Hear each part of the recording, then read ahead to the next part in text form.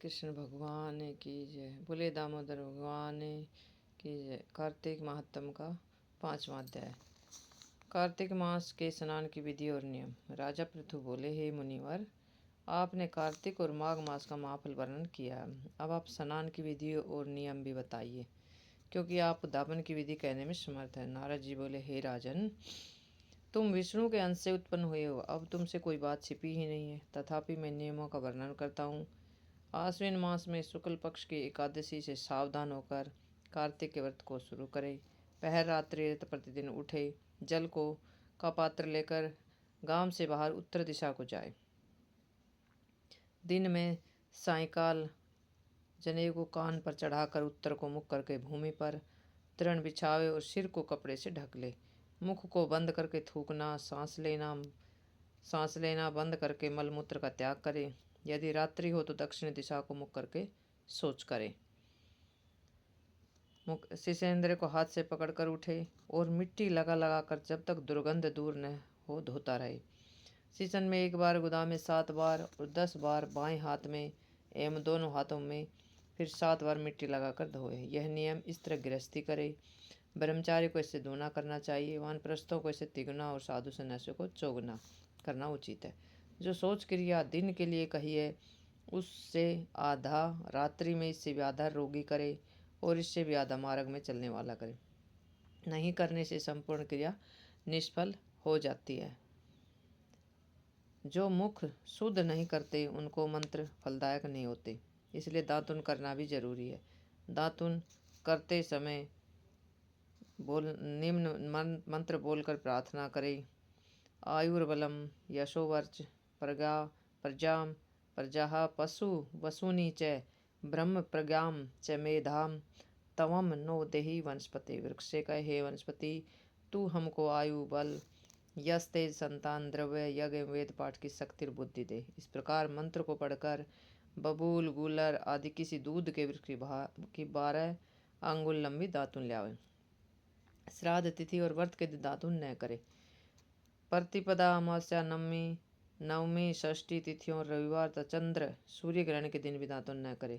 कांटों के वृक्ष, कटेरी, संभालू, कपास, पीपल, बट, अरंड और दुर्गंध वृक्षों के दातुन न करे।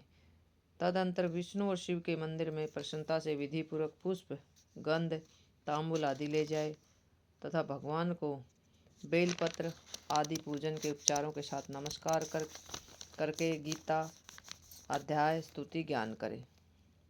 एवं मधुर वाणी में भजन गावे। फिर ताल, वीणा, मृदंग आदि ध्वनि से युक्त उन नाचने और गाने वालों का चंदन, पुष्प आदि से पूजन कर स्वागत करे, क्योंकि देवालय में भजन कीर्तन करने वाले लोग विष्णु स्वरूप हो जाते हैं। जैसे सतयुग में जप, तप, यज्ञ, दान आदि भगवान को प्रसन्न करते हैं, वैसे कलयुग में भक्ति पूर्वक भजन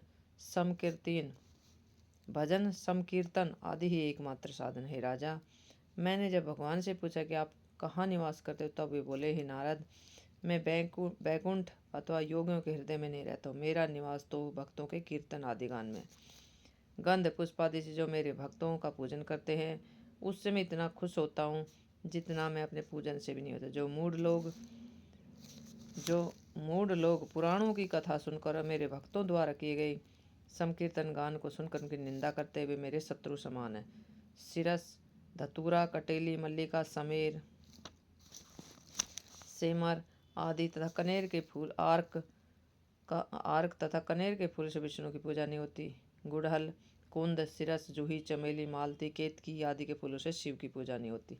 लक्ष्मी के चाहने वालों को तुलसी दलों से गणेश जी की, दुर्वा से दुर्गा की, अगस्त के फूलों से सूर्य की पूजा करना उचित नहीं है। यथा योग्य फूलों की विधि से ही देवताओं की पूजा करके भगवान से क्षमा प्रार्थना करें। हे सुरेश्वर, हे देव, मैं मंत्रहीन, भक्तिहीन और क्रियाहीन हूँ, अतः अज्ञानतावश मैंने आपकी जो कुछ भी पूजा की है वह परिपूर्ण होवे।